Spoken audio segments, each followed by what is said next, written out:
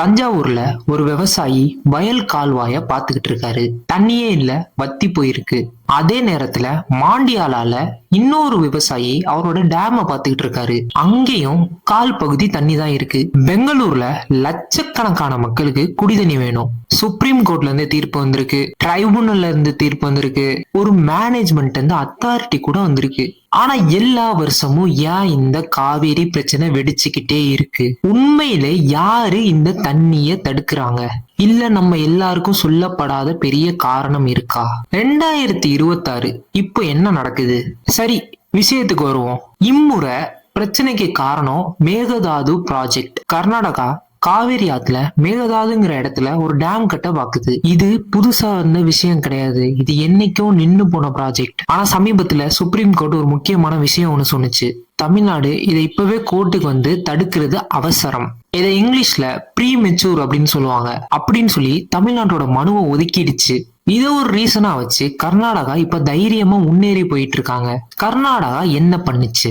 இந்த ப்ராஜெக்டுக்கு ஒரு புது பேர் வச்சு அதை வாட்டர் கமிஷனுக்கு கொடுக்கறாங்க. அது என்ன பேர்னு கேட்டீங்கன்னா டிபிஆர், டீடைல்டு ப்ராஜெக்ட் ரிப்போர்ட். அந்த ப்ராஜெக்ட்ல அவங்க என்ன சொல்றாங்கன்னா, இது முழுக்க முழுக்க குடிநீருக்காக மட்டும்தான். நாங்க எங்க பங்கை மட்டும் தான் எடுப்போம், தமிழ்நாட்டோட பங்கை நாங்க தொடவே மாட்டோம், அதை மட்டும்தான் நாங்க எடுப்போம்னு சொல்லுது. கர்நாடகாவோட துணை முதல்வர் சிவகுமார் ஒரு படி மேல போய் இதை எதிர்க்கிறதுக்கு தமிழ்நாட்டுக்கு உரிமையே கிடையாதுன்னு சொல்லிட்டாரு. இதுக்கு தமிழ்நாடு என்ன பண்ணுச்சு?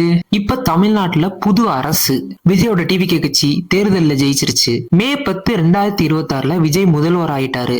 இப்போ டிஎம்கே எதிர்கட்சி. முதல்வர் வந்து தண்ணி நிபுணர்கள், சட்ட நிபுணர்கள்ட்ட எல்லாம் பேசினாரு.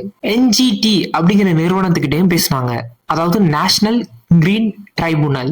இதுக்கும் மேல பிரதமர் மோடியையும் போய் சந்திச்சாச்சு. அப்புறம் ஜூன் 19 டிஎம்கே எல்லா கட்சியும் சேர்ந்து ஒரே தீர்மானம் போட்டாங்க, இந்த ப்ராஜெக்டுக்கு மத்திய அரசு எந்த ஒரு அனுமதியும் கொடுக்க கூடாதுன்னு. அதாவது வாட்டர் கமிஷன் அப்படின்னு சொன்னால அவங்க இந்த டிபிஆர்ங்கிற ப்ராஜெக்ட ப்ராசஸே பண்ணக்கூடாதுன்னு சொல்லிட்டாங்க. அதோட இந்த பிரச்சனைக்கு ட்ரைபுனல் அமைக்க வேண்டும்னு கேட்டுக்கிட்டாங்க. ஆனா நான் இங்க உங்கள்ட்ட தெளிவா ஒரு விஷயம் சொல்லணும்.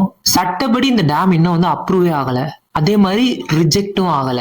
கோர்ட் நீங்க இதை கட்டாதீங்கன்னு சொல்லல, சரி நீங்க கட்டுங்கன்னு சொல்லல. கோர்ட் இங்க என்ன சொல்லுதுன்னா, நிபுணர்கள் இன்னும் இதை பார்த்துக்கிட்டு இருக்காங்க, அதனால நாங்க இப்ப தலையிட மாட்டோம்.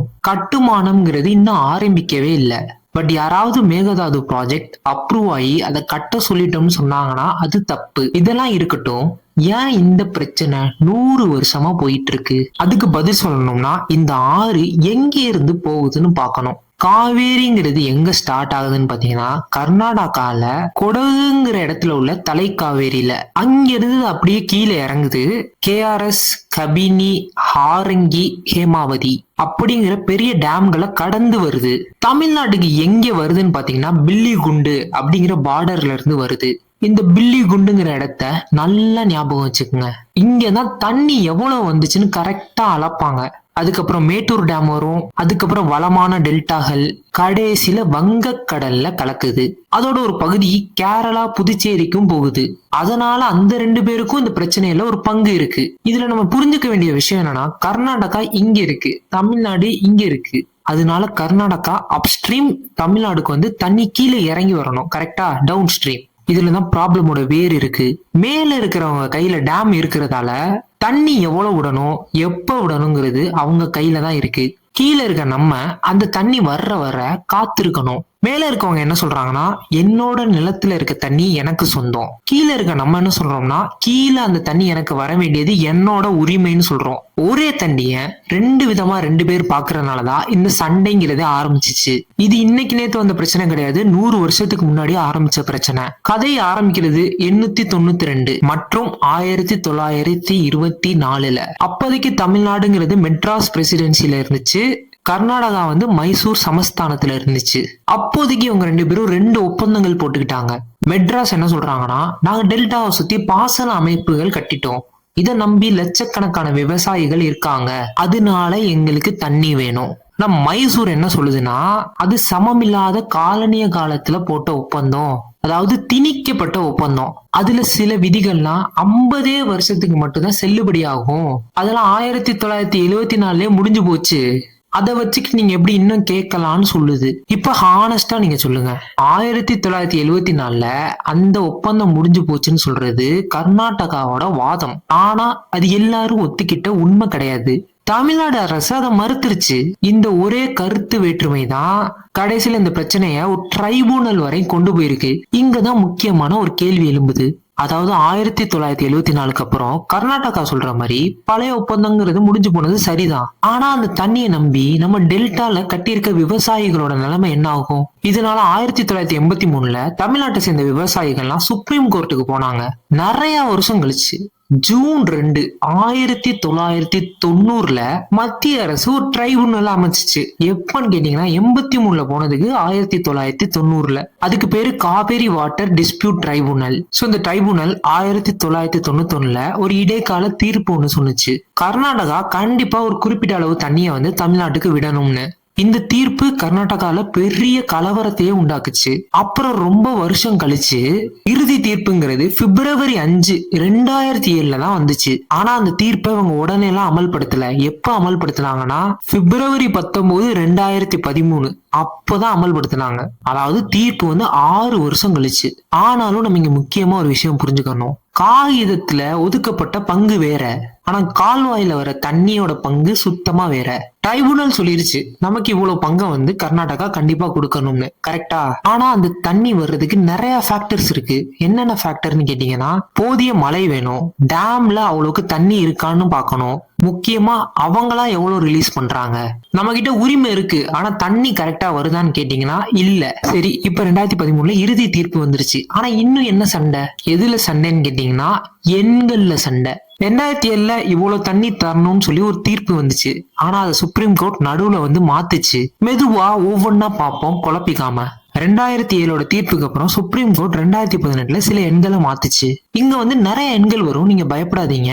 நீங்க இந்த ஒரே ஒரு எண்ணை மட்டும் ஞாபகம் வச்சுக்கிட்டா போதும். அதுதான் 17.25 டிஎம்சி. இது என்னன்னு கேட்டீங்கன்னா, சாதாரண மழையப்ப கர்நாடகா பில்லிகுண்டு பார்டருக்கு இவ்வளவு தண்ணி தரணுங்கிற எண், அதாவது தமிழ்நாட்டுக்கு. ஆனா ட்ரைபுனல் என்ன சொன்னுச்சுன்னா 192 டிஎம்சி கொடுங்கன்னு சொல்லி இருந்துச்சு. கோர்ட் வந்து அதை கொஞ்சம் குறைச்சு 177.25 டிஎம்சி கொடுங்கன்னு சொல்லிருச்சு.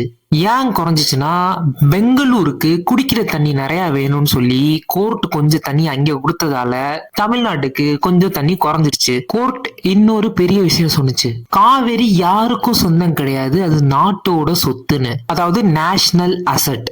அதாவது இது ஏன் தண்ணி, இது யாருக்கும் நான் தரமாட்டேன்னு கர்நாடகா இனிமே சொல்லவே முடியாதுங்கிற மாதிரி சொல்லிருச்சு. அப்புறம் தண்ணியை எவ்வளவு விடணும், எப்ப விடணும்னு முடிவு பண்றதுக்காண்டி ஒரு குழு ஒண்ணு அமைச்சிச்சு. இதுதான் ஒவ்வொரு 15 நாளுக்கும் இவ்வளவு தண்ணி விடணும்னு ஆராய்ச்சி பண்ணி அனுப்புற குழு. இப்ப ஒரு விஷயம் நல்லா புரிஞ்சுக்குங்க, 177.25 டிஎம்சிங்கிறதுலாம் நல்லா மழை பெய்யற ஒரு வருஷத்துல அனுப்பக்கூடிய தண்ணியோட அளவு. மழை குறைவா பெஞ்சா என்ன ஆகும்? இங்கதான் வீடியோவோட முக்கியமான பகுதி.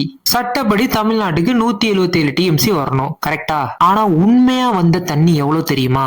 2025லயும் 2026லயும் நல்லா மழை பெஞ்சனால தமிழ்நாட்டுக்கு 330 டிஎம்சி வந்திருக்கு. பங்கை விட கிட்டத்தட்ட 2 மடங்கு. ஆனா 2023ல வறட்சியா இருந்தனால பங்கை விட குறைந்த தண்ணி தான் வந்துச்சு. இங்கதான் அசல் பிரச்சனை. நல்லா மழை பெய்யற வருஷத்துல 174 டிஎம்சி தான் வரணுங்கிறது சட்டம். ஆனா மழை குறைஞ்சிச்சுன்னா யாருக்கு எவ்வளவுன்னு ஒரு ப்ராப்பரான ரூல்ஸ் கிடையாது. ஒரு உதாரணம், வீட்டுக்கு மாசம் 100 வாளி தண்ணி தான் வரும். ஆனா இந்த மாசம் 60 தான் வந்திருக்குன்னு வச்சுக்குவோம். இப்ப என்ன பண்றது? எல்லாரும் கொஞ்சம் கொஞ்சமா குறைக்கணும்ல, இல்ல குடிக்கிற தண்ணிக்கு முதல் உரிமை கொடுக்கணுமா? காவேரிக்கு இந்த கேள்விக்கு பதிலே இல்ல. வறட்சி வருஷத்துல சண்டை வர்றதுக்கு காரணமே இதுதான். மழை நல்லா பெஞ்சா இந்த பிரச்சனையே வராது, மழை பெய்யாத வருஷத்துல மட்டும்தான் இந்த பிரச்சனையே வரும். 2023ல இதேதான் நடந்துச்சு. காவேரியில தண்ணி அவ்வளவா இல்ல, அதுக்கு காரணம் மழை அவ்வளவா பெய்யல. இப்ப மேகதாதுக்கு திருப்பி வருவோம். கர்நாடகா என்ன சொல்லுதுன்னா, நாங்க மேகதாதுல ஒரு டேம் கட்டி தண்ணியை சேமிக்க போறோம், பெங்களூருக்கு குடி தண்ணி கொடுப்போம், இங்க இருந்து மின்சாரமும் நாங்க தயாரிப்போம் அப்படின்னு சொல்லுது. மழை காலத்துல தண்ணி வீணாதானே போகுது கடலுக்கு, அதை நாங்க சேமிச்சு வச்சா தமிழ்நாட்டுக்கு இன்னும் நிறைய தண்ணி தரலாமே அப்படின்னு சொல்லுது. ஆனா தமிழ்நாடு என்ன சொல்லுதுன்னா, இங்க நீங்க டேம் கட்டிட்டீங்கன்னா எங்களுக்கு தண்ணி தொடர்ச்சியா வராது, அதுவும் முக்கியமா வறட்சி காலத்துல சுத்தமா எங்களுக்கு தண்ணி வராது அப்படின்னு சொல்லுது.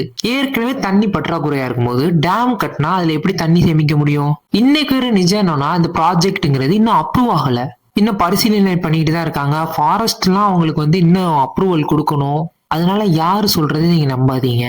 அங்கேயும் விவசாயிகள் தான், இங்கேயும் விவசாயிகள் தான். ரெண்டு பேருக்குமே எதிரி யாரு? ரெண்டு விவசாயிகளுக்குமே எதிரி யாருன்னு கேட்டீங்கன்னா மழை தான். மழை ஒழுங்கா பெய்யாட்டினா ரெண்டு பேருக்குமே கஷ்டம்தான். ஆனா இப்ப அரசியல் கணக்கே மாறிடுச்சு. டிவிக்கே தமிழ்நாட்டுல ஆட்சியில இருக்கு. ஆனா காங்கிரஸோட கூட்டணி இல்ல. அங்க கர்நாடகாவா ஆட்சி செய்யறது காங்கிரஸ். இப்ப காங்கிரஸுக்கும் சண்டை மாதிரி ஆயிருச்சு. தமிழ்நாடு வெர்சஸ் கர்நாடகாவா இருந்துச்சு. பட் இப்ப காங்கிரஸ் வெர்சஸ் காங்கிரஸ்ங்கிற நிலைமை வந்துருச்சு. இங்க கவனமா கவனிங்க. கர்நாடகா சொல்லுது எங்க பங்கை மட்டும் தான் நாங்க எடுப்போம், மத்தவங்க பங்கை எடுக்க மாட்டோம்னு. போன வருஷம் பாருங்க எவ்வளவு தண்ணி கடல்ல வீணா போச்சு. அதனாலதான் நாங்க டேம் கட்டி அந்த தண்ணியை சேகரிக்க போறோம்னு சொல்லுது. தமிழ்நாடு என்ன சொல்லுதுன்னா நீங்க மழை வருஷத்துல இப்படி சொல்றீங்க, ஆனா வறட்சி வருஷத்துல நீங்க எங்களுக்கு என்ன பண்ணுவீங்கன்னு கேக்குது.